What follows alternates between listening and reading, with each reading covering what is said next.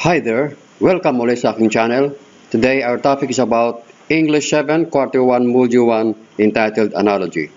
This is the first lesson in the distance learning for the first quarter of the school year 2020 to 20.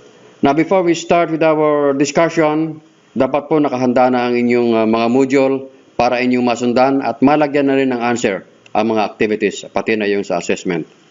And also, if you have not yet subscribed to this channel, please paki-subscribe na rin po at paki-click na rin ang notification bell para palagi kayong updated. And of course, please share also. Now, let us proceed. What I need to know. When you hear the word relationship, what comes first into your mind? Ano ba pumapasok sa isip ninyo kapag narinig ninyo yung word na relationship? It is about connection or linkage, hindi ba? Pag sinabi natin connection, ito yung ano ba yung kanyang connection doon sa isang bagay. All of us are connected with one another. Everything that surrounds us is linked with something. Lahat ng bagay ay may connection sa iba ring bagay. Now, we can always see how every person, object, or idea relate with one another. Thus, we use analogy in our daily lives. Now, this module has one lesson. This is about supplying words or expressions that complete analogy. Ano ba itong analogy?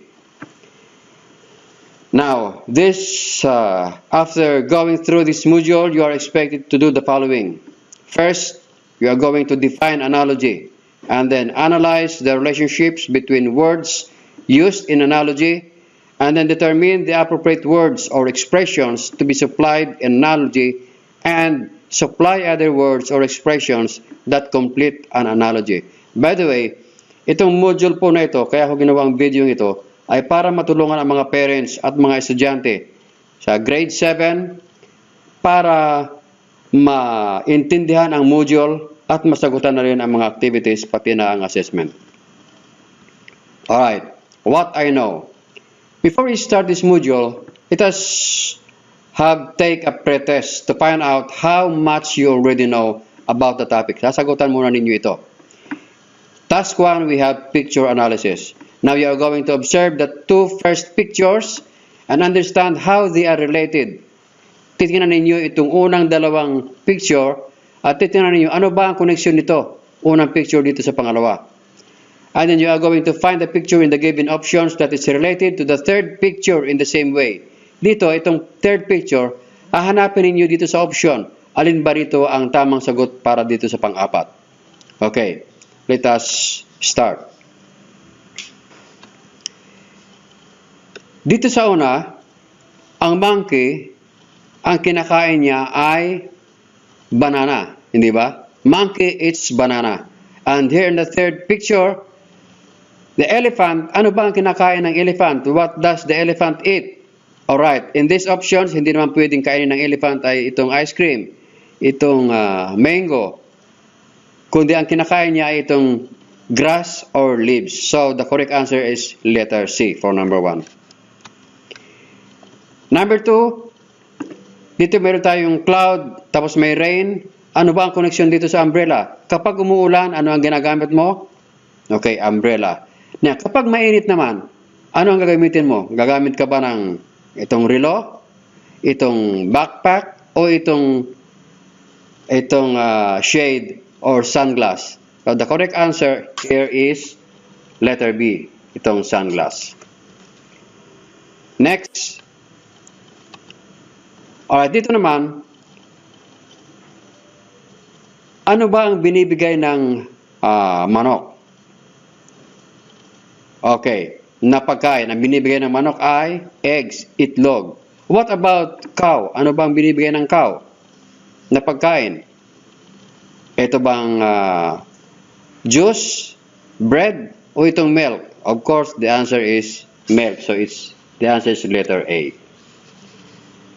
Number 4. Ito tayong mga letters dito. Ano bang ginagamit na pangbura dito? Ito ay itong eraser. How about dito? Sa papel. Ba ito pangtasa, itong lapis, o itong gunting? Alright, the correct answer here is, okay, ito, ang lapis ang ginagamit sa pagsulat dito sa papel. Hindi natin pwedeng gamitin ang itong gunting, hindi rin pwede ang itong pangtasa. So, the correct answer is letter B. Okay. Number 5. For number 5, meron tayo ditong wall. Itong wall. Saan ba nagagaling ang wall? Ang wall ay nagagaling dito sa sheep, sa tupa, sa buhok ng tupa.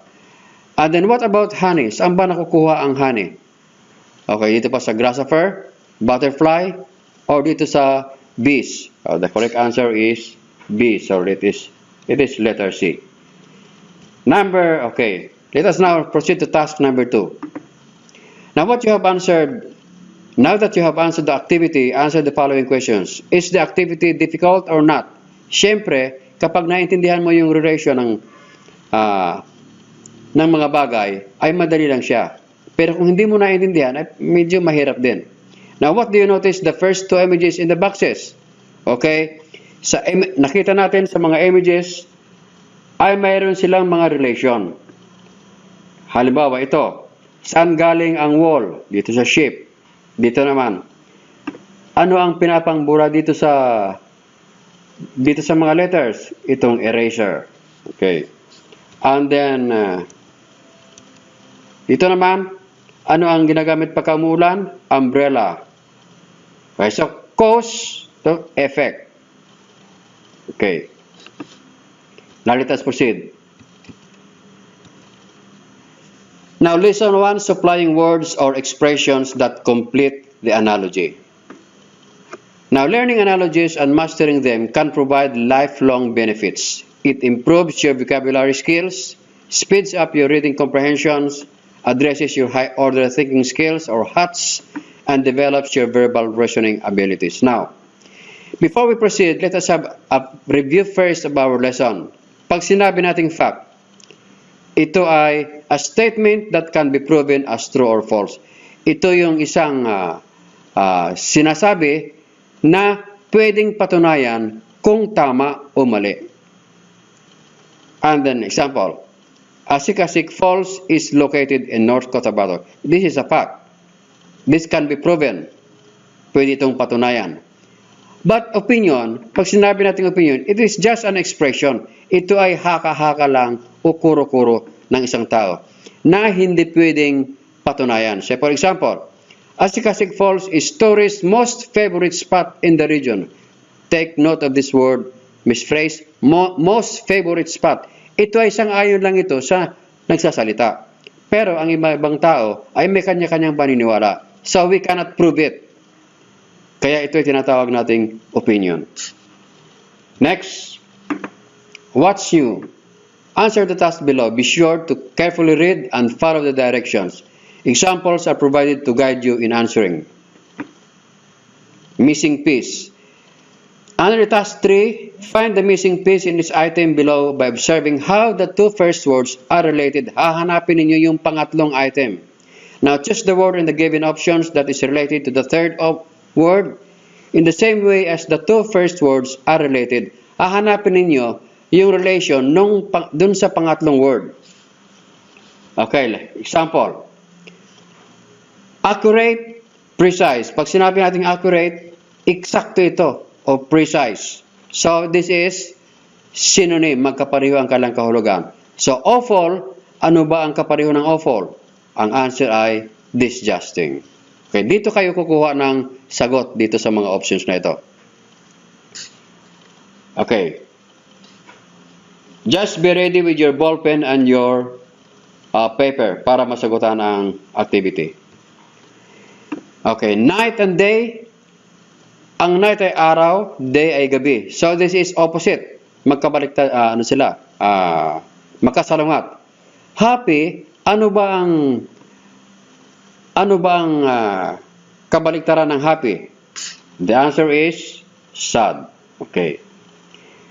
Number 2. Husband at saka spouse, ito ay magkapareho ang kanilang kahulugan. Pareho itong asawa. Now, what about the baby? Ano bang kapareho ng baby? The answer is infant.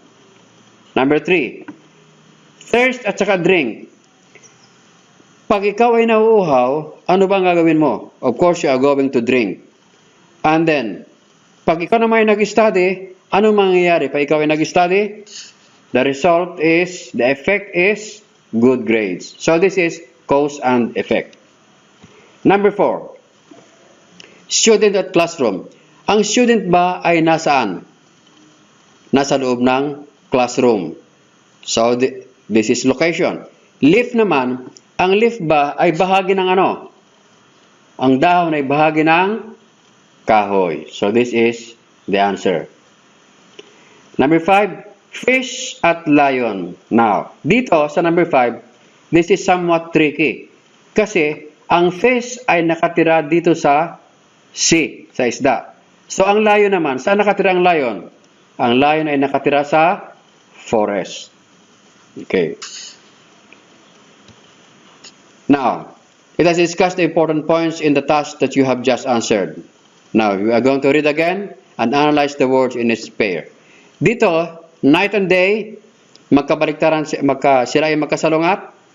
Happy naman, ang kasalungat niya ay sad. Husband and spouse naman ay pareho ng kahulugan or synonyms. Ang baby naman, what is the word that has the same meaning with baby? Ang answer ay infant. So ito ay synonym din. Thirst and drink, kapag ikaw ay nauuhaw, ikaw ay inom. So this is cause and effect. Dito naman, ang cause ay study. Ano may epekto ng study? The effect is good grades. Sa student naman, and classroom, ang student ay nasa loob ng o bahagi ng classroom. And leaf ay kabahagi ng tree. Okay. Ang fish ay nakatira sa sea. Sa isda, sa dagat. While the lion, ang lion ay nakatira sa forest. So this is, the relationship is location. Alright. Task number 4. Type to tell. Analyze the relationship in its analogy and identify its type from the choices given. Ito yung mga choices. So for example, near is to far, as smart is to stupid. O, near is to far, pag near, malapit, far, malayo. So ito ay magkasalungat. Antonyms. So smart and stupid is also antonym. So the correct answer here is antonym. Dito natin kinuha. Alright. Let us proceed. Number 1, wing is to bird. Ang wing ay part ng bird. While tire is part of car. So what is the relationship here? The relationship here is okay. The relationship is part to whole. Okay. Next, winter is to summer. Okay, magkasalungat siya. And then wet is to dry, magkasalungat din. So this is antonyms. Next, allow is to permit, payagan. Payagan din ito. So pareho ang kanilang kahulugan. Find, hanapin. Locate, hanapin. Pareho din ang kahulugan. So the type is synonyms. Bat is to caves. Ang bat ay saan nakatira? Ang bat ay nakatira sa caves. While humans lives in houses. So, ito ay anong type dito? Ang bat nakatira sa caves. Ang humans nakatira sa bahay. So, this type is location. Number 5. Finger is to hand. As wheel is to car. O, bahagi rin ito. Ang finger, bahagi ng hand. Wheel, ang gulong ay bahagi ng car. So, the type is part to whole. Number 6. Bad is to terrible. As funny is to hilarious. Bad is to terrible. Magkaparehong kahulugan. Funny, nakakatawa. Hilarious, nakakatawa. Parehong kahulugan. The type is synonyms. Beast is to beehives. Okay. Ang bees ay nakatira sa bahay ng pukyutan. Birds ay nakatira naman sa kanyang pugad. So this is location. Chaos and peace. Okay, magkasalungat ito. Cordial and hostile, magkasalungat din. Ang cordial ay kaibigan, palakaibigan. Hostile naman ay galit. Chaos ay magulo. Peace ay tahimik. So, the type is antonyms. Magkabaliktad. Number 9. Sunny day. Pag sunny day, ikaw ay gagamit ng umbrella. So, this is the cause and this is the effect. Hungry, pa ikaw ay hungry, ikaw ay kakain. So, it is cause and effect. Number 10. Rain and flood. Pag umuulan, magkakaroon ng baha. Earthquake, magkakaroon ng collapse or yung mga landslide. So, this is cause and effect. Alright. What I have learned. Now, let us see if you have acquired something out of the main points that we have discussed and you have applied in the previous task. Now, read these paragraphs below and fill the blanks with your answers. Okay. The term that means word relationship is called. Ano bang tinatawag na relationship? Yung una nating diniscuss kanina, it is called analogy. It is like a word, ano yun? Puzzle. Yan. That always contains blank of words. Ano yun? That is 2 pairs of words. It can be abbreviated. Pwedeng paiklin. The single colon, itong single colon, represents the phrase. Ano bang ibig sabihin ng single colon? Tawag dito ay is to. And the double colon represents the word as. Okay. Next, number 6. Some types of analogy are blank. Ano ba yun? Antonyms, which shows opposite relationships. Number 7, blank which shows similar relationship. Ano ba yung nagpapakita ng similar relationship? Ang tawag doon ay synonyms. They have the same meaning. And then blank which contains words that are sources of some actions or conditions and words that are results or consequences. Anong tawag doon? Sa results at consequences, ang tawag doon ay cause and effect. And number 9, blank which contains the section of something larger. Yung bahagi ng kabuuan, ang tawag doon ay part to whole. And then, last, blank which shows location of something. Yung lugar, ang tawag doon? Location. Okay. Now, what I can do? For task number 6, find related objects, places, persons around your house and provide each type of analogy we have discussed. And then you may write the relationship opposite to it. Example here, pot is to kitchen, as pail is to bathroom. Ito ay location. So, ano ang answer niyo dito sa number 1? Let us see. Okay, I'm going to give you possible answer. Number 1, TV is to living room, while dining table is to kitchen, and the relationship is location.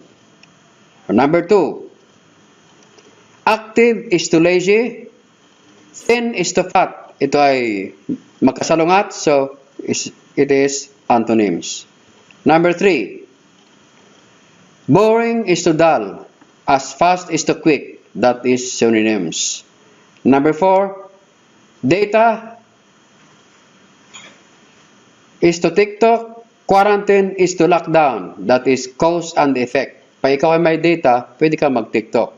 Pag may quarantine, pwedeng mag-lockdown. And then number 5, keypad is to cellphone, as plug is to iron. Keypad ay bahagi ng cellphone. Plug is a part of an iron. So this is called part to whole. Now, let us proceed to the assessment. Complete each analogy by writing the correct words from the choices. Then write whether each type is synonyms, antonyms, cause and effect, part to whole, or location. Here's an example. Open is to close, as near is to, the answer is far. Okay, now it is your turn. Soft is to loud, as slow is to, anong answer dito? Quiet, quick, or sluggish? The answer is quick, and it is antonym, kabaliktaran. Smart is to intelligent, as slay is to, smart, intelligent, halos makapareho ng kahulugan ito. So, slay is to, ano bang kapareho ng slay? The answer is genius. So, it is synonyms. Thumb is to hand, as toe is to, the answer is foot. So, it is part to whole. Number 4. Underground river is to Palawan. Saan makikita ang underground river? Sa Palawan. While Chocolate Hill, saan makikita ang Chocolate Hill? It is found in Bohol. So it is location. Number 5. Chasing is to quarrel, as speeding is to, ano bang resulta? Pag ikaw ay nanunukso, ang magiging resulta nito ay away, quarrel. So speeding, pag ikaw ay nagpapatakbo ng mabilis, ang resulta nito ay ticket, makakaroon ka ng ticket. So, the correct answer is cause and effect. Matitikitan ka ng pulis. Pa ikaw ay masyado mabilis magmaneho. Okay, letter B. Supply appropriate words to complete the analogies. Here's an example. Smile is to frown, as thick is to, the answer is thin. Okay. Now, number 6. Athlete is to team, as spectator is to, ang athlete ay bahagi ng team. Ang spectator ay bahagi ng ano? The answer is audience. Number 7. Beginner is to novice. Pareho ang kahulugan nila. Expert is to, ano bang kahulugan? Kapareho ng expert dito. Winner, wise, old, or master. The correct answer is master. Number 8. Industrious is to diligent. Okay. Kapareho sila ng kahulugan. Brave is to, ano bang kapareho ng brave? Answer is courageous. Animal is to zoo. Saan makikita ang animal? Sa zoo. Ang clown naman, clown is to, saan makikita ang clown? Sa circus. COVID-19 is to lockdown. Ang COVID-19 ay nagre-resulta sa lockdown. Ang hoarding naman, pag sinabi natin hoarding, yung inuubos bili, pinapakyaw yung mga paninda. Ang tawag panic buying yan, hoarding. Hoarding will result to trade, supply, goods, or inflation. The correct answer is inflation. Okay, letter C. Supply appropriate pairs to complete the analogies. Here is an example. Age is to old, while expensive is to costly. Okay. Number 11. Heavy is to light. Mabigat at magaan. Anong pwede nyo isulat dito? Letter C. The correct answer is angry is to happy. Pwede rin kayo maglagay ng ibang answer dito. Basta sila ay magkasalungat ng kahulugan. Fat is to obese. Pareho ang kahulugan nila nito. Anong pwede nating answer dito? Possible answer is thin is to skinny. Payat at skinny, pareho ring payat yan. Coronadal is the capital of South Cotabato. Okay, pwede rin ito kayong maglagay kahit na anong capital at ang province naman dito. Say for example, Puerto Princesa is to Palawan. Hair is to head. Number 14, ang hair ay bahagi ng head. So, ano pwede natin ilagay dito? Possible answer, nose is to face. Ang nose ay bahagi ng muka. Smoking, number 15, smoking will result to lung cancer.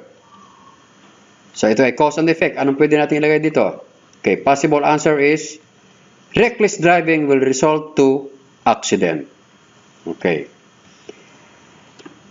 Now, thank you very much for watching. Please don't forget to like, subscribe, click the notification bell in order to be updated, and of course, please share also. And also, watch out for the next video. English 7, Quarter 1, Module 2, entitled Genre of Viewing. Thank you very much for watching. See you again.